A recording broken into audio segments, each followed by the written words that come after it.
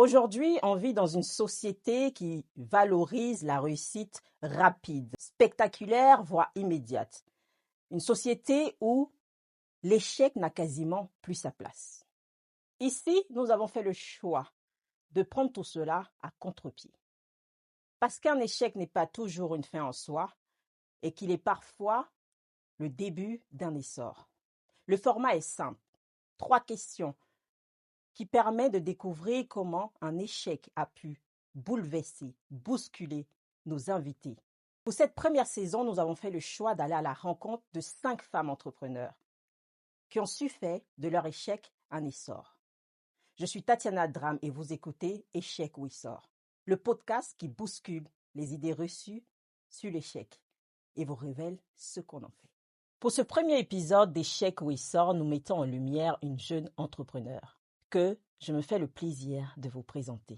Bonjour Tatiana, je vais bien et toi? Ça va. Comment te sens-tu avec nous aujourd'hui? Très bien, écoute, à l'aise, tranquille. Voilà. Ça se voit. Merci. Tu rayonnes. Merci. Merci déjà pour ta présence. Avec plaisir. Et ce qu'on va faire sans plus tarder, c'est de te laisser te présenter et surtout présenter ton parcours professionnel. Ok. Alors, bonjour à tous, je suis mademoiselle Eiram Kofidian, directrice de Beyond Consulting, une agence spécialisée dans l'événementiel au Togo. Et aujourd'hui, je suis dans le podcast de mademoiselle Tatiana. Avec un plaisir que je l'accueille. Nous n'allons pas tarder et pas faire durer le suspense plus que cela. Nous allons tout de suite partir pour les 3 questions, dont la première ne se fera pas attendre. Quel est ton échec le plus marquant dans ton jeune parcours d'entrepreneur? Je dis jeune, c'est pas péjoratif. Tu es une belle personne, jeune, entrepreneur, dynamique. Merci beaucoup Tatiana. En effet, en tant qu'entrepreneur, je pense que mon pas plus gros échec parce que j'en aurais d'autres, mais l'un des échecs que j'ai le plus vécu durant mon jeune parcours, à savoir aujourd'hui j'ai environ 4 ans d'expérience dans l'événementiel, je dirais c'est d'accepter en fait de laisser place aux émotions. Lorsqu'on commence un contrat avec une personne, au début je me disais voilà, c'est la famille, c'est les amis. Je pouvais me permettre de ne pas faire de contrat, de ne pas être professionnel, assez professionnel en fait. D'accord. Donc, si je me permets ici de reformuler, c'est que il y avait une forme de laxisme en fait. Exactement. Lorsque tu faisais les contrats pour ta famille ou tes personnes qui étaient proches de toi. C'est ça, exactement. Je pense aussi que ma jeunesse, mon âge, etc. a beaucoup joué parce que je n'avais pas forcément d'expérience dans le domaine au début. Mais par la suite, j'ai compris qu'il était important de spécifier tout dans le contrat. C'est-à-dire que les points importants, même ceux qui ne sont pas importants, mais vraiment tout marqué dans le contrat pour que la personne en face puisse bien comprendre le pourquoi nous sommes là. C'est exactement ce qu'il faut faire. Lorsque les entrepreneurs débutent et les premiers contrats, ils le chérissent. Et parfois, quand c'est un membre proche, on peut faire des erreurs. Et cela peut être un échec. Est-ce que je peux dire que cet échec a fait de toi la personne que tu es aujourd'hui? Est-ce que ça t'a façonné? Est-ce que ça t'a apporté quelque chose ou ça a changé quelque chose en toi ou en ta manière aujourd'hui d'entreprendre ou de faire tes contrats avec tes clients? Bien sûr, parce que je dis que c'est un échec parce que à travers ces contrats qui n'ont pas été émis, nous avons eu des clients qui n'ont pas forcément réglé ce qu'ils nous devaient, etc. Du coup, on a eu un problème dans notre comptabilité. Et je dirais que c'est une manière, ce qui m'a le plus façonné, c'est aussi des clients. Je travaille avec des clients très éduqués, très intellectuels. Et en fait, aujourd'hui, c'est ce que j'ai comme clientèle. Et ça me permet en fait d'être exigeante. Une clientèle VIP, si Une on peut se clientèle permettre. Et c'est ce qu'il faut. VIP. Il faut chercher des clients VIP.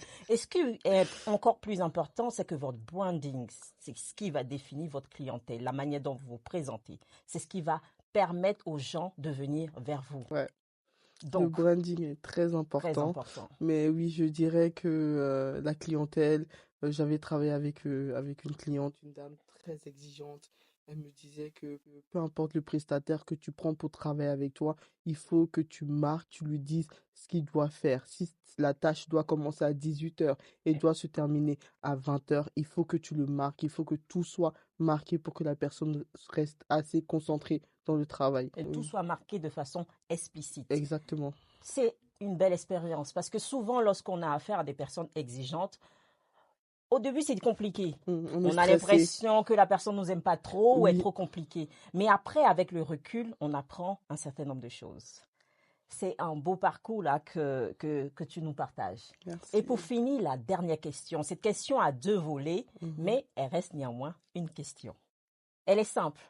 Qu'est-ce qui t'a permis justement de te relever de cet, entre guillemets, échec, de voir les choses autrement? Est-ce que tu as utilisé un mantra pour certains, une stratégie? Est-ce que tu t'es fait accompagner? Qu'est-ce qui t'a permis aujourd'hui de faire les choses différemment?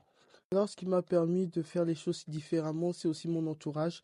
En effet, je me suis fait accompagner de beaucoup d'amis qui sont dans différents secteurs, mais j'allais prendre des conseils à chaque fois parce qu'en termes de contrat, de droit, etc., j'étais pas totalement au point Bien parce sûr. que moi, je suis plus spécialisé dans tout ce qui est communication événementielle, marketing, etc. Donc, il fallait aussi avoir des retours d'expérience, des retours, des conseils de personnes spécialisées dans le Bien secteur. sûr.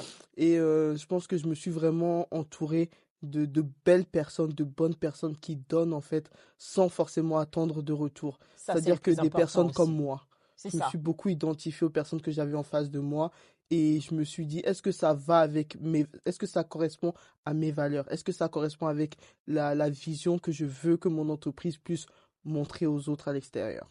Ce qu'on comprend ici, c'est que Hiram s'est servi du professionnalisme des personnes qui l'entouraient.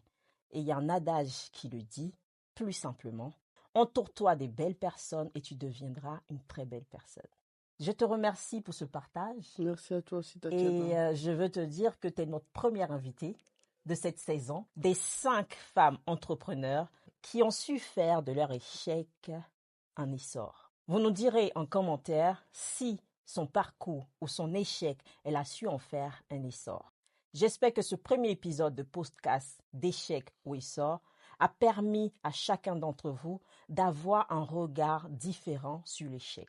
N'hésitez pas à partager, à communiquer sur le nouveau podcast que je vous invite à écouter, Échec ou essor. Et moi, je suis Tatiana et c'est un plaisir de vous accueillir pour notre prochain épisode pour rencontrer la prochaine personne entrepreneur qui aura elle également un échec à vous partager.